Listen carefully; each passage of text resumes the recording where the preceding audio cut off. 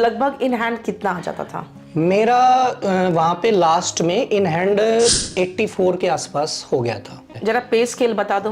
पे scale ma'am इसमें जब आप एंटर करेंगे, जब नए बच्चे आएंगे तो 44,900 बेसिक होता है। उस पे आपको 38% जो फिलहाल के हिसाब से डीए मिलता है, 27% अगर आप एक्सिटी में हो तो आपको एचआरए भी मिलता है, और आपको टीपीटी अलाउंस जो ट्रांसपोर्ट अलाउंस होता है वो भी पोस्टेड कहाँ थे?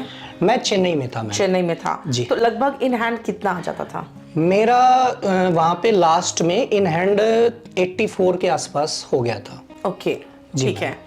और फिर दिल्ली कैसे आ गए? फिर चेन्नई से ट्रांसफर दिल्ली हुआ कि कुछ हुआ, क्या हुआ? नहीं मैम, मैंने उस जॉब को रिजाइन किया।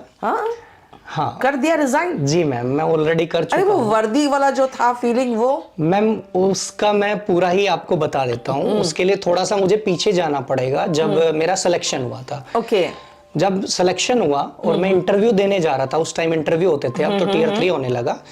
तो मैंने अपनी फैमिली से पूछा कि एक मुझे मिनिस्ट्री मिलेगी यहाँ पे, जो अब एएसओ बोलने लगे, सीएसएस में एएसओ बोलने लगे अब तो, तब असिस्टेंट बोलते थे, कि ये मिलेगा या फिर मुझे वर्दी वाली जॉब मिल सकती है, तो मैं ऊपर कौन से डालूं।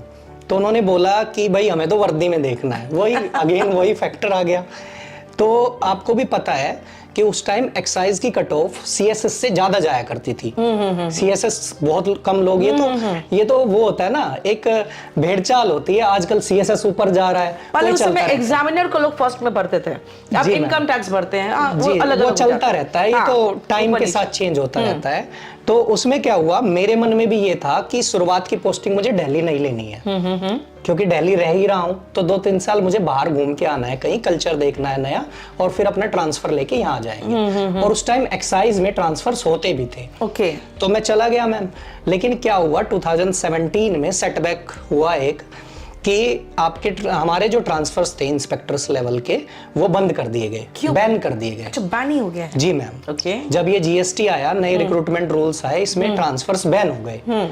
तो हमने सोचा कि चलो 1-2 साल के लिए बैन हो गए होंगे, तो हमने वेट किया, 18, 19, 20 वेट किया। लेकिन फिर मेरी लाइफ में मैम एक टर्निंग पॉइंट आया। मैं 2020 में क्या हुआ कि मेरा पैर टूट गया। तो उस टाइम मैं चेन्नई में ही था, वहां पे कोई नहीं था। मेरी देखभाल के लिए कुछ भी, मैं अकेला वहां पे।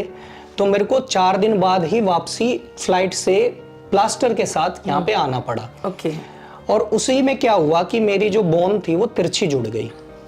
उस वजह से मुझे प्रॉब्लम बहुत ज्यादा, जब ये 2019 का मेंस का एग्जाम चल रहा था, इवन प्रीलिम्स का जो एग्जाम था मैम, मैं प्लास्टर सिर्फ 2 दिन पहले कटवा के वापसी चेन्नई गया था, जब तक मेरा पैर भी नहीं टिक रहा था, और मैं प्रीलिम्स के एग्जाम में अपीयर हुआ था, क्योंकि वो बात लगी हुई थी बच्चे की। क्योंकि मेरे को प्रूव करना था। तो फिर मेरा क्या हुआ कि मैं अपना चलता रहा ऐसे ही। तो मेरी वो बोन तिरछी जुड़ने की वजह से मेरा बहुत ज्यादा पेन होता था, पूरी बॉडी में पेन होता था, क्योंकि फ्रैक्चर बहुत तगड़ा था। तो उसमें क्या हुआ, मेंस आना था, कोविड वैसे आ गया था। तो मैंने सोचा कि मैं अपने ऑपरेशन को, क्योंकि डॉक्टर ने मुझे बता दिया कि मेरा ऑपरेशन होना है, तो ऑपरेशन को मैंने टालता रहा कि मेंस दे लेता हूं, जब ही करवाएंगे ऑपरेशन, क्योंकि मुझे पता था 4-5 महीने इसमें लगेंगे। तो मैंने फिर मेंस दिया। आई थिंक नवंबर 2020 में अपना मेंस हुआ था, 2019 का। तो फिर मैंने मार्च 21 में आके ऑपरेशन कराया। उस टाइम मेरे को एक चीज का एहसास हुआ मैम, जब मैं ऑपरेशन थिएटर में था, एनेस्थेसिया दिया जाता है, तो उसमें नीचे का पोर्शन मेरा सुन था। लेकिन आप क्या होते हो, थोड़े से अनकॉन्शियस फील करते हो, बट आपका दिमाग चल रहा होता है। तो मेरे उस टाइम 2 ही चीजें दिमाग में चल रही थी। फर्स्ट, मेरी फैमिली, मैंने उनके लिए क्या किया है, मैं उनके लिए कैसा हूं, और दूसरा कि मैंने सोसाइटी के लिए ऐसा क्या किया है जो बहुत अच्छा माना जाए। बाकी मौज मस्ती ये वो कुछ दिमाग में नहीं उस टाइम आ रहा था। तो मुझे लगा यार शायद जिस टाइम मैं मर रहा हूँगा उस टाइम भी मैं यही सोचूंगा। तो मुझे अपनी एक डायरेक्शन मिल गई लाइफ की कि मुझे क्या चाहिए लाइफ में, कि मुझे सिर्फ फैमिली और मैं सोसाइटी के लिए क्या अच्छा कर सकता हूँ, ये 2 चीजें मुझे लाइफ में करनी है। और जब मैं रिकवरी कर रहा था मैम, उसी टाइम मैंने माइंड बना लिया था कि ट्रांसफर्स नहीं हो रहे हैं, और मेरे पास अभी सीजीएल 2019 में भी 651 नंबर थे 700 में से, और मेरे पास 1-2 जॉब्स के ऑप्शंस और थे।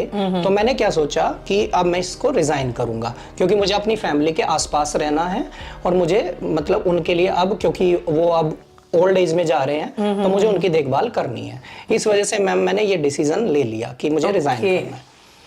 तो आपने 2019 में ज्वाइनिंग कर लिया और 2014 का रिजाइन कर दिया। 13 का रिजाइन कर दिया। ओके, ठीक है।